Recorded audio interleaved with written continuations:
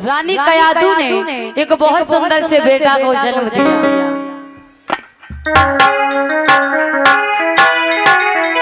एक बहुत सुंदर से लाला को जन्म दिया और जब बेटा को जन्म दिया तो राजा की खुशी का ठिकाना नहीं रहा।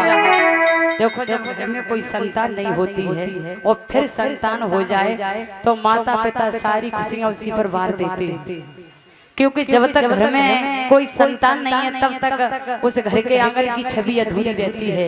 जहाँ तक माता पिता भी दोषी कहलाए जाते हैं, संतान होना बहुत जरूरी है। तो जब बेटा पैदा हुआ, अरे थोड़े दिन के बाद और इंद्र रानी को छोड़ गया।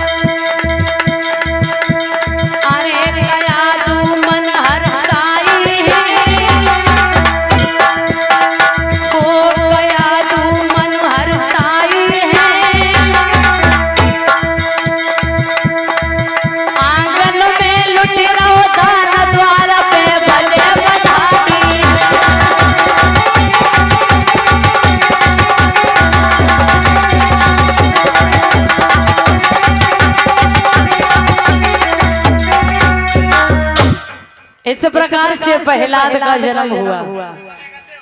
श्री सुखदेव जी समझाने लगे कि हे उत्तरानंदन परीक्षित, जब जन्म हो जाता है बेटा का तो नामकरण संस्कार हुआ और उसका नाम रखा गया प्रहलाद। लेकिन प्रहलाद के नाम से आगे लगा हुआ है भक्त प्रहलाद, मगर भक्त भी नहीं है, केवल प्रहलाद है। अब छोटा सा कन्हैया वो क्या जाने लालन पालन हो रहा है, जैसे माता पिता उसे चला रहे हैं। चीज आपको और बताएं, जब बच्चे का जन्म होता है, बच्चा हो या बच्ची हो, जब उसका जन्म होता है ना तो जन्म होने के बाद वो तुरंत रोता है बालक। जन्म होगा उसके बाद वो रोता है तो घर वाले क्या करेंगे मालूम है? अरे कि दीपक जलाओगे, ये करो को वो करो, किसके लिए कि ये बच्चा रोए नहीं। लेकिन तुम्हें नहीं मालूम होगा कि वो बच्चा क्यों रोता है। वो जब माँ के गर्भपात में निवास करता है ना तो वो भगवान से कॉल करके आता है कि प्रभु मैं जब मृत लोक पे पहुंच जाऊंगा तो तुम्हें भूलूंगा नहीं। और जैसे ही मृत लोक पे आया तो उसे भगवान की याद आती है, तो वो भगवान की याद करके रोता है। मगर तुम उसे कह रहे दूध पियाओ, ये करो वो करो, उसके चक्कर में उसे बुलवा देते हो, अपनी मोह माया में फांस लेते हो। श्री सुखदेव जी समझाने लगे, हे उत्तरानंदन परीक्षित, जब धीरे धीरे उस बच्चे का लालन पालन हुआ और बड़ा हुआ तो हिरण्यकश्यप ने अपने बेटे प्रहलाद का एडमिशन संडामर्क गुरु के आश्रम में करवा दिया और सारे बच्चों के साथ जाता है, जो वो पढ़ाते हैं वही पढ़ता है। लेकिन एक दिन बच्चों के साथ आ रहा था तो उसने क्या देखा कि उसके पड़ोस में ये कुम्हारी रहती थी, जिनको प्रजापति बोलते हैं, जिनके यहाँ घड़े बनते हैं, वो कुम्हारी रहती थी। धोखे से कुम्हारी के पति के हाथ से वो जिसमें घड़ा पकाते हैं ना, वो घड़ा पकाने वाले आवे में बिल्ली के 4 बेटा दब गए धोखे से। और जब 4 बेटा दब गए तो अब वो कुम्हारी बाई आवा के पास बैठी बैठी रोवे और ये कहे कि हे प्रभु,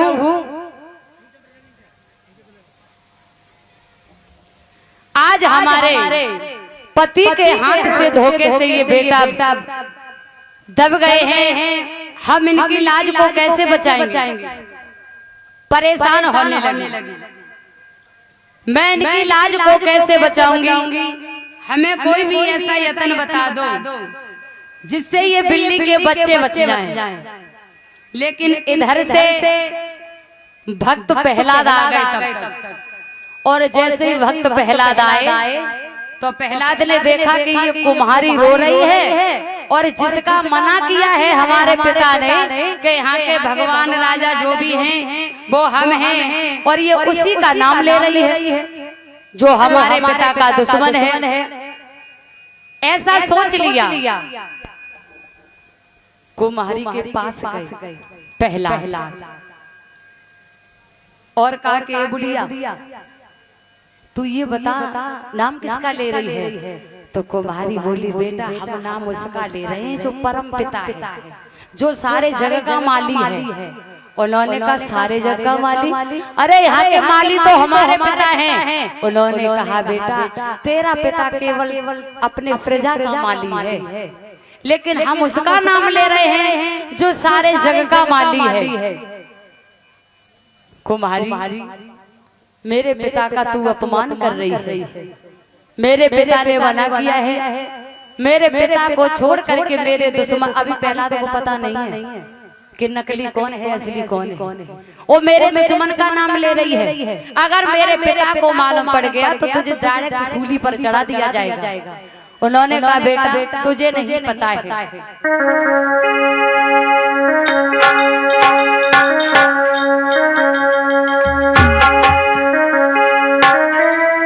मेरी तेरे सुनो करतार रे, हम हैं शरण तुम्हारे रे, धोखे से आबे में दब गए बिल्ली के सुचार रे।